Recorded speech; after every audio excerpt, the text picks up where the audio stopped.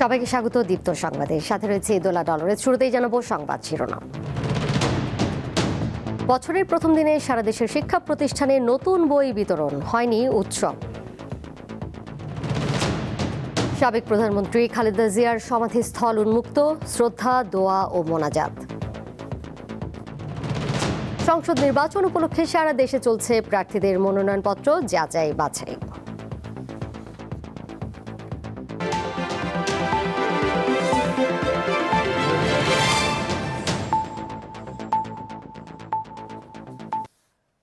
বছরের প্রথম দিনে সারা দেশে শিক্ষা প্রতিষ্ঠানগুলোতে নতুন বই বিতরণ করা হয়েছে। বরিশালে প্রাথমিক ও মাধ্যমিক বিদ্যালয়ের শিক্ষার্থীদের হাতে তুলে দেওয়া হয়েছে নতুন বই। সিলেটে প্রাক প্রাথমিক ও প্রাথমিক পর্যায়ে মোট 2140টি শিক্ষা প্রতিষ্ঠানে পাঠ্য বই বিতরণ চলছে। ফেনীতে বছরের প্রথম দিনে শতভাগ বই পেয়েছে শিক্ষার্থীরা। ব্রাহ্মণবাড়িয়ায় শিক্ষার্থীদের হাতে নতুন পাঠ্য বই তুলে দেওয়া হয়েছে। তবে সাবেক প্রধানমন্ত্রী বেগম খালেদা জিয়ার মৃত্যুতে রাষ্ট্রীয় শোক দিবস পালিত হওয়ায় এবার বই উৎসবের কোনো আনুষ্ঠানিক আয়োজন করা হয়নি। নতুন বই পেয়ে উচ্ছ্বাস প্রকাশ করেছে শিক্ষার্থীরা।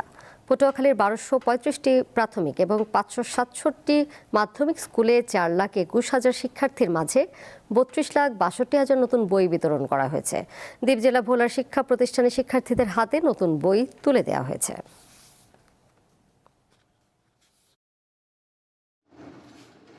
নতুন বছরের বই পেয়ে অনেক খুশি হয়েছি। প্রথম বই পেয়ে আমার খুবই ভালো লেগেছে। এবছর রাষ্ট্রীয় শোক থাকার কারণে আমরা অনানুষ্ঠানিকভাবে অর্থাৎ উৎসববিহীন আমরা আমাদের শিক্ষার্থীদের হাতে নতুন বই তুলে দিচ্ছি। সাবেক প্রধানমন্ত্রী ও বিএনপি চেয়ারপারসন খালেদা জিয়ার কবরে শ্রদ্ধা নিবেদন করছেন সাধারণ মানুষ। দাফনের পরদিন বৃহস্পতিবার জিয়াউদ্যান সবার জন্য উন্মুক্ত করে দেয়। সেখানে ভিড় করেন বিএনপি নেতাকর্মী সহ বিভিন্ন শ্রেণী পেশার মানুষ। তারা খালেদা জিয়ার কবর জিয়ারত করেন, অনেকে ফুল দিয়ে শ্রদ্ধা জানান, মোনাজাত করেন। নতুন বছরের শুরুতেই সূর্য ওঠার সঙ্গে সঙ্গে দলীয় নেতাকর্মী ও সাধারণ মানুষের ভিড় বাড়তে থাকে জিয়া উদ্যানে। লক্ষ্য খালেদা জিয়ার সমাধিস্থল পরিদর্শন ও তার জন্য দোয়া করা। বেলা 12টার দিকে সমাধিস্থল সর্বসাধারণের জন্য উন্মুক্ত করা হলে দলে দলে সবাই ছুটে যান খালেদা জিয়ার কবর জিয়ারত করতে। দিনভর সেখানে চলে কোরআন তিলাওয়াত ও দোয়া মোনাজাত। কবর জিয়ারত ও শ্রদ্ধা নিবেদনের পর অনেকে নিজেরাই দোয়া করেন। ওনার মতো আপসী নেত্রী বাংলাদেশে আর কখনো হবে না। উনি কিংবদন্তি রয়ে যাবে আমাদের কাছে। মূলত তার আদর্শে বড় হয়েছি, তার আদর্শে রাজনীতি করেছি, তার জন্য আমরা এসেছি। সাধারণ মানুষের পাশাপাশি বিভিন্ন পেশাজীবী সংগঠনের পক্ষ থেকেও জানানো হয় শ্রদ্ধা। আজকে এখানে আমরা দোয়া করব, আল্লাহ যেন আমাদের নেত্রী, আপসী নেত্রী বেগম খালেদা জিয়াকে বেহেশত নসিব করে। এই কবরটা যতদিন আমরা জীবিত আছি, বিএনপি যতদিন আছে, আপনি দেখবেন ওলি আল্লাহর মাজারের মতো প্রতিদিন জিয়ারত হবে, প্রতিদিন কোরআন তেলাওয়াত হবে।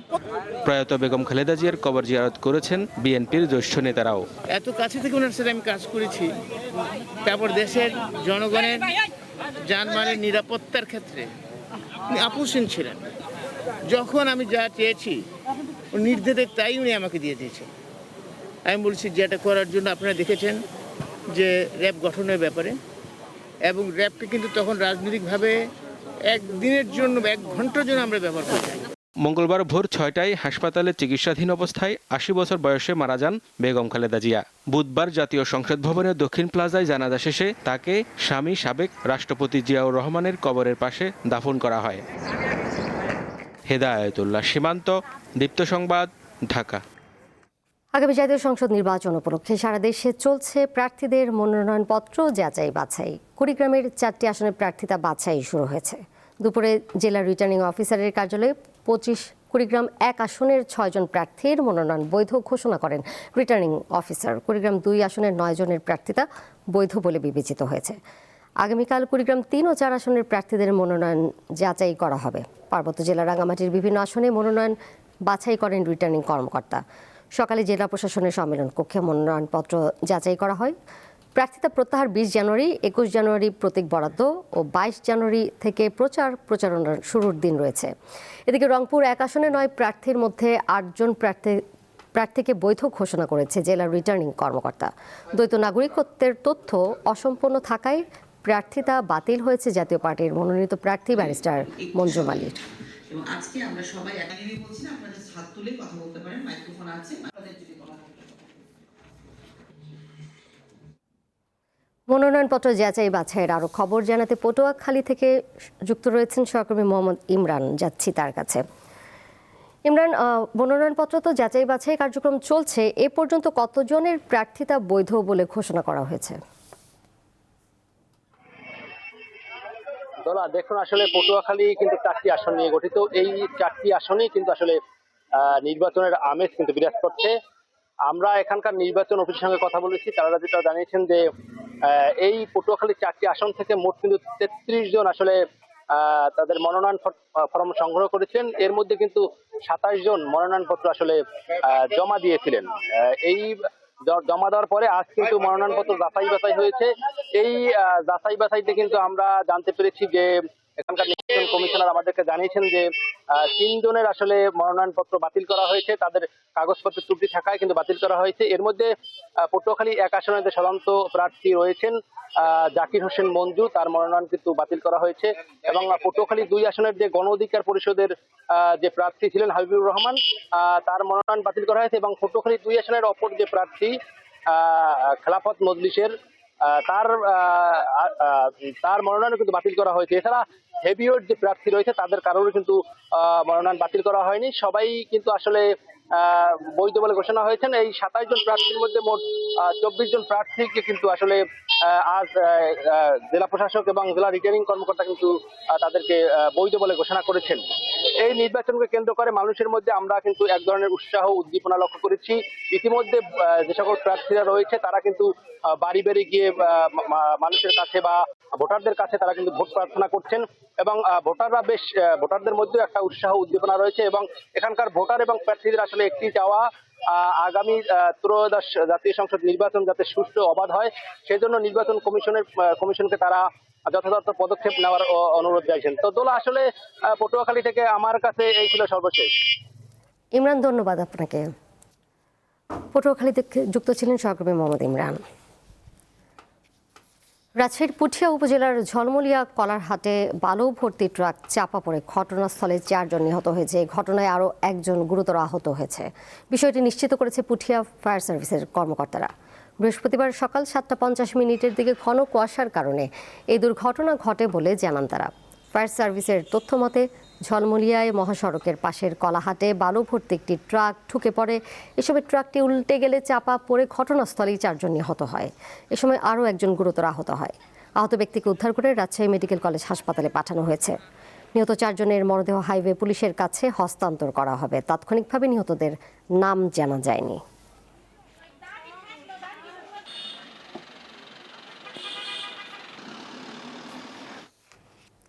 এবার কেওয়াই স্টিল চট্টগ্রাম সংবাদ।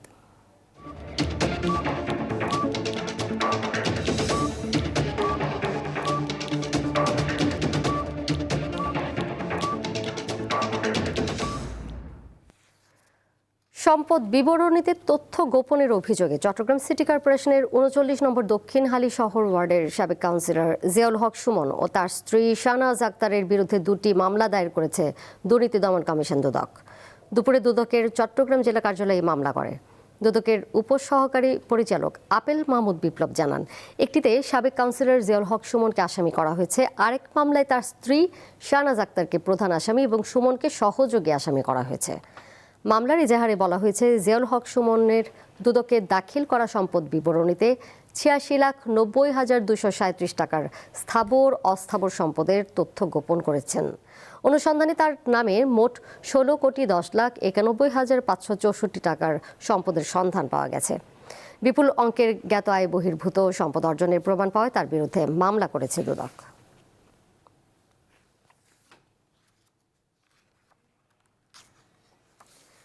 কুমিল্লা জেলার সীমান্ত এলাকায় অভিযান চালিয়ে 1.5 কোটির ভারতীয় পণ্য আটক করেছে বর্ডার গার্ড বাংলাদেশ বিজিবি। দুপুরে বিজিবির এক প্রেস বিজ্ঞপ্তিতে জানানো হয়, গতকাল বিজিবি ও পুলিশের সমন্বয়ে অভিযান পরিচালিত হয়। অভিযানকালে সন্ধ্যা 7:25 কুমিল্লা সদর দক্ষিণ উপজেলার রসুলপুর রেলওয়ে স্টেশনে চট্টগ্রামগামী চট্টলা এক্সপ্রেস ট্রেনে তল্লাশি চালানো হয়।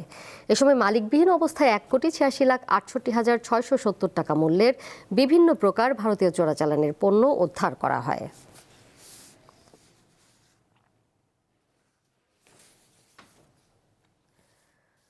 দোয়া ও পুষ্পস্তবক অর্পণের মধ্য দিয়ে ফরিদপুরে পল্লীকবি জসিমউদ্দিনের 123তম জন্মবার্ষিকী পালিত হয়েছে।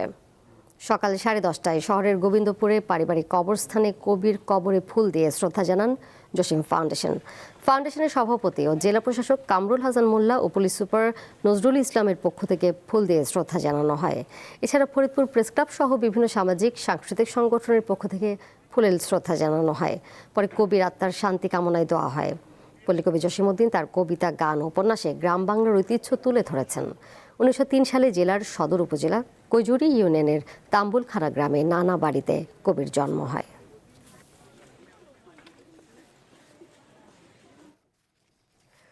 শরীয়তপুরের ডামুড্ডায় খোকন দাস নামে এক ঔষধ ব্যবসায়ীকে গায়ে পেট্রোল ঢেলে আগুন ধরিয়ে হত্যা চেষ্টা করেছে ছিনতাইকারীরা। বুধবার রাতে খোকন দাস তার ওষুধের দোকান বন্ধ করে বাড়ি ফিরছিলেন। হঠাৎ 3-4 জন ছিনতাইকারী তার পথ আটকে কুপিয়ে জখম করে তার সাথে থাকা টাকা ছিনিয়ে নেয়। এ সময় খোকন দাস ছিনতাইকারীদের চিনে ফেলায় শরীর ও মুখে পেট্রোল দিয়ে আগুন ধরিয়ে হত্যার চেষ্টা করে। পরে তার চিৎকারে স্থানীয়রা এগিয়ে এলে ছিনতাইকারীরা পালিয়ে যায়। স্থানীয়রা খোকনকে মুমূর্ষু অবস্থায় শরীয়তপুর সদর হাসপাতালে নিয়ে গেলে উন্নত চিকিৎসার জন্য তাকে ঢাকায় পাঠানো হয়।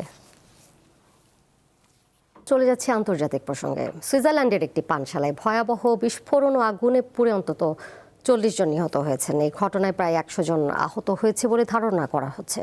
বিবিসি জানিয়েছে, স্থানীয় সময় বৃহস্পতিবার রাত 1:30 ক্রান্স মন্টানার এক পানশালায় বিস্ফোরণের ঘটনা ঘটে। এরপর সেখানে আগুন লেগে যায়। ওই সময়ে পানশালাটিতে শতাধিক মানুষ ছিলেন বলে জানা গেছে। সুইজারল্যান্ডের পুলিশ জানিয়েছে, লে কনস্টেলেশন নামে ওই পানশালায় নতুন বছর বরণের উৎসব চলছিল।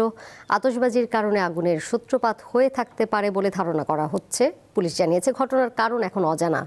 এখনও নির্দিষ্ট করে জানা যায়নি কতজন এই বিস্ফোরণ ও আগুনে ক্ষতিগ্রস্ত হয়েছেন। তবে দেশটির সংবাদ মাধ্যম ডেইলি ব্লিক এক চিকিৎসকের বরাতে জানিয়েছে, নিহতের সংখ্যা কয়েক ডজন হতে পারে। আঞ্চলিক সংবাদ মাধ্যম ডেইলি লে নোভেলিস্তে অবশ্য 40 জন নিহতের কথা জানিয়েছে। দুর্ঘটনার পর সেখানে ছুটে যান পুলিশ ও ফায়ার সার্ভিসের কর্মীরা। এছাড়া সেখানে হেলিকপ্টার মোতায়েন করা হয়। ক্ষতিগ্রস্তদের আত্মীয় স্বজনদের জন্য খোলা হয় বুথ।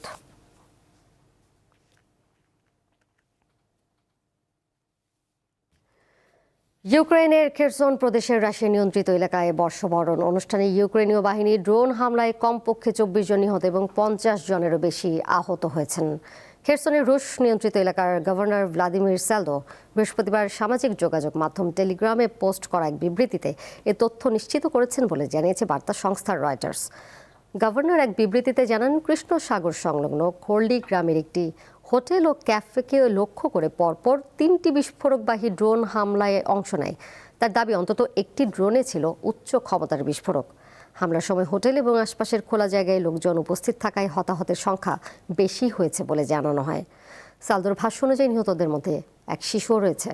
আহতদের বিভিন্ন হাসপাতালে ভর্তি করা হয়। নিহত আহতের সংখ্যা আরও বাড়তে পারে বলে আশঙ্কা করা হচ্ছে।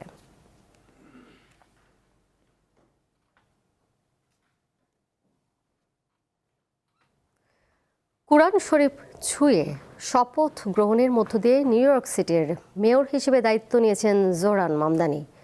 যুক্তরাষ্ট্রের বৃহত্তম এই নগরীর ইতিহাসে প্রথমবারের মতো কোনো মেয়র কোরআনে হাত রেখে শপথ নিলেন। এই শপথকে নিউ ইয়র্ক শহরের বহুত্ববাদী ও বৈচিত্র্যপূর্ণ পরিচয়ের এক গুরুত্বপূর্ণ প্রতীক হিসেবে দেখা হচ্ছে। স্থানীয় সময় বুধবার মধ্যরাতের পর নতুন বছরের প্রথম প্রহরে নিউ ইয়র্কের ওল্ড সিটি হলের নিচে একটি পরিত্যক্ত সাবওয়ে স্টেশনে তার শপথ গ্রহণ অনুষ্ঠান হয়। এই আয়োজনে জোহরান পবিত্র কোরআনের 3টি কপি ব্যবহার করেন। কপিগুলোর একটি জোহরানের দাদার, অন্যটি 18 শতকের শেষ ভাগ বা 19 শতকের শুরুর দিকের একটি পকেট কোরআন শরীফ। শপথ অনুষ্ঠানে জোহরানের স্ত্রী, তার মা বাবা উপস্থিত ছিলেন। শুক্রবার নিউ ইয়র্ক সিটি হলে আয়োজিত অনুষ্ঠানে তিনি আবারও তার দাদা দাদির ব্যবহৃত কোরআন ছুঁয়ে শপথ নেবেন। জোহরান মামদানি নিউ ইয়র্ক নগরের ইতিহাসে প্রথম মুসলিম এবং সবচেয়ে কম বয়সী মেয়র।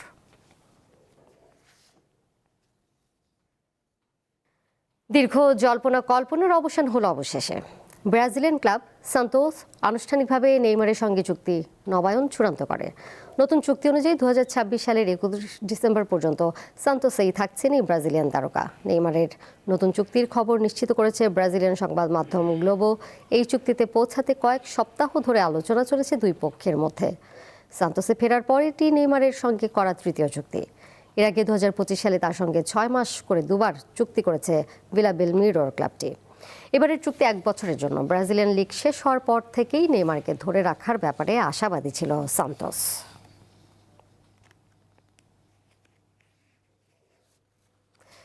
ইংলিশ প্রিমিয়ার লিগ ফুটবলে রাতে মাঠে নামবে সান্ডারল্যান্ড ও ম্যানচেস্টার সিটি। রাত 2টায় শুরু হবে ম্যাচ। দারুণ ছন্দে রয়েছে সিটিজেনরা। 18 ম্যাচে 40 পয়েন্ট নিয়ে টেবিলের দ্বিতীয় স্থানে রয়েছে ম্যান সিটি, আর 28 পয়েন্ট নিয়ে সান্ডারল্যান্ড আছে টেবিলের 7 নম্বরে। এই ম্যাচে সান্ডারল্যান্ডের মাঠে গিয়ে খেলবে ম্যানচেস্টার সিটি। নিজেদের শেষ 6 ম্যাচের সব কটিতে জিতেছে দলটি, আর এই ম্যাচেও প্রতিপক্ষের মাঠ থেকে জয় নিয়ে ফিরতে চায় ম্যান সিটি।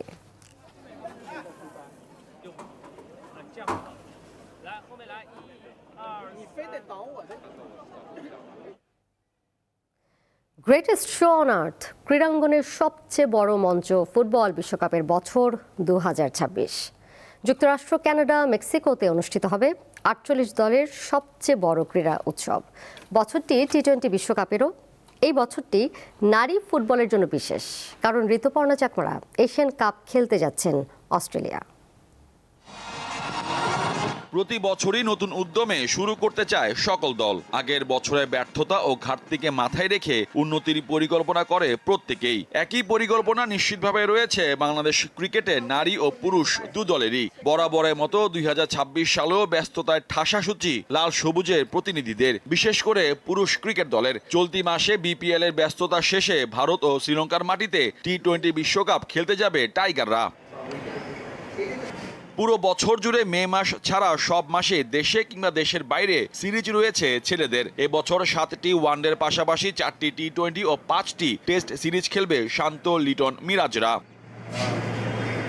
3টি ওয়ানডে সিরিজের পাশাপাশি টি-20 বিশ্বকাপ বাছাই ও মূল পর্ব সহ 5টি টি-20 সিরিজ খেলবে বাংলাদেশ নারী ক্রিকেট দল।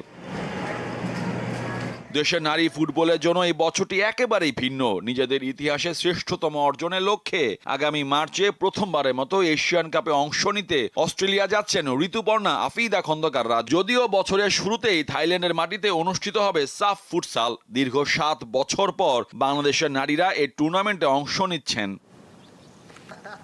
এছাড়াও শীতকালীন অলিম্পিক গেমস, প্যারা অলিম্পিক গেমস, রাগবি লিগ, বিশ্বকাপ সহ নানান আয়োজনে ব্যস্ত সময় পার করবে বিশ্বে ছড়িয়ে ছিটিয়ে থাকা ক্রীড়াবিদরা। তাই খেলাধুলা প্রেমীদের জন্য বছর জুড়ে থাকছে ক্রীড়া বিভিন্ন বিভাগের বৈশ্বিক মহারণ। মোহাম্মদ হাসিব, দীপ্ত স্পোর্টস। দর্শক, বছরের প্রথম দিনের সংবাদ শেষ করতে চাই একজনের জীবনযুদ্ধের গল্প দিয়ে। ভিক্ষা নয়, পরিশ্রম করে জীবনের লড়াই চালিয়ে যাচ্ছেন রাজবাড়ীর শারীরিক প্রতিবন্ধী তরুণ শাওন শেখ। হুইলচেয়ারটাকেই বানিয়ে ফেলেছেন ছোট্ট দোকান। সেই আয়েই পরিবারের খরচ মেটাচ্ছেন তিনি। 2 পা অচল, অথচ জীবন থেমে যায়নি রাজবাড়ীর শাওন শেখের। সকাল হলেই হুইল চেয়ারে চড়ে বের হন তিনি। শহরের শহীদ স্মৃতি সরকারি প্রাথমিক বিদ্যালয়ের সামনে প্রতিদিন হুইল চেয়ারেই চলে দোকানদারি। বিক্রি করেন চিপস, চানাচুর, আচার সহ নানা খাবার। ম্যাট্রিক পরীক্ষা দেওয়ার পর আস্তে আস্তে আমি অসুস্থতা ভোগ করলাম। তারপর আমি কি করব, আব্বুর কষ্ট দেখে আমি তাই ব্যবসা ধরছি। কেউ যদি একটা ব্যাটারি এবং মোটর দিয়ে আমার গাড়িটা একটু পরিবর্তন করে দিত। রাজবাড়ী সদর উপজেলার রামকান্তপুর ইউনিয়নের মাটিপোড়া গ্রামের রিকশা চালক শফিক শেখের মেঝো ছেলে শাওন। একসময় রাজবাড়ী সরকারি টেকনিক্যাল স্কুল অ্যান্ড কলেজের ছাত্র ছিলেন তিনি, কিন্তু 2021 সালে অজানা এক রোগে আক্রান্ত হয়ে হারান চলার ক্ষমতা। দীর্ঘ চিকিৎসার পরও সুস্থ হতে না পেরে 2024 সালে বেছে নেন হুইল চেয়ার।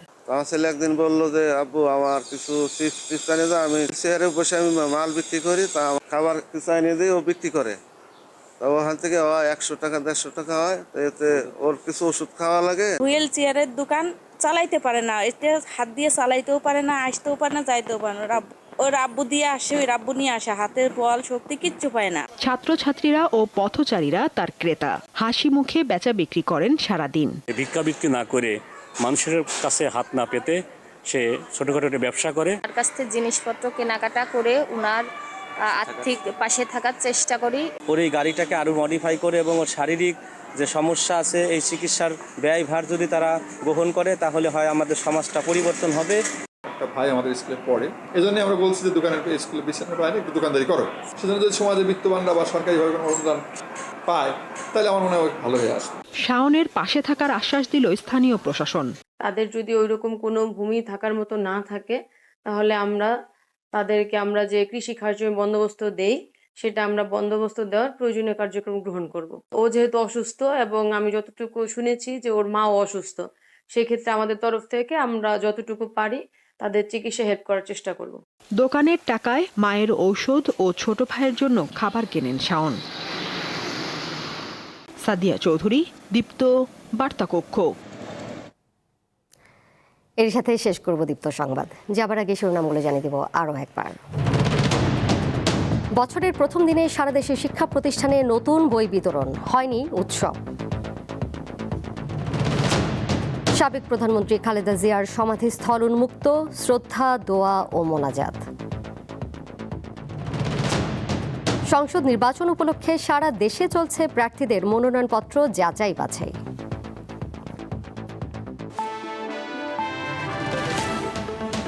এই ছিল এখনকার মতো। পরের সংবাদ নিয়ে ফিরবো সন্ধ্যা 6:40। এছাড়াও আরও তথ্য এবং বিনোদনের নানা খবর জানতে যুক্ত থাকুন দীপ্ত ডিজিটাল প্ল্যাটফর্মে। ধন্যবাদ সবাইকে।